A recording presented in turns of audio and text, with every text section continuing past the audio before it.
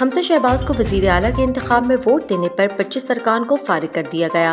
Election commission نے اپنے فیصلے میں تحریک انصاف کے منحرف ارکان پنجاب اسمبلی کی نشستیں خالی قرار دے دیں۔ الیکشن کمیشن نے کہا کہ مخالف امیدوار کو ووٹ دینا سنگین معاملہ ہے۔ ڈی سیٹ ہونے والوں میں 5 ارکان کا تعلق علیم خان گروپ، 4 کا اسد کھوکھر اور 16 کا جہانگیر ترین گروپ سے ہے، جن میں علیم خان، نعمان لنگڑیال، نذیر چوہان، سبطین رضا، عظمیٰ کاردار، اجمل چیمہ، زوار حسین، فیصل جبانہ، سعید اکبر نوانی، غلام رسول سانگھا، امین ذوالقرنین، سلمان نعیم، نذیر خان، فدا حسین، زہرا بطول، اسد کھوکھر، محسن کھوسا، میاں خالد محمود، مہر اسلم، ہارون گل، اعجاز مسیح، عائشہ نواز، ساجدہ یوسف، راجہ صغیر اور طاہر شامل ہیں۔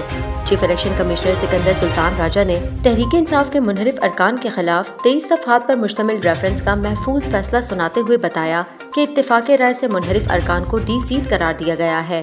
تحریک انصاف کے اراکین وزیر اعلیٰ کے انتخاب میں مخالف جماعت کے امیدوار کو ووٹ دے کر منحرف ہوئے۔ الیکشن کمیشن منحرف ارکان کے خلاف ڈکلیریشن منظور کرتا ہے۔ تحریک انصاف کے ڈی سیٹ ہونے والے 25 منحرف اراکین پنجاب اسمبلی کی فہرست بھی سامنے آ گئی ہے۔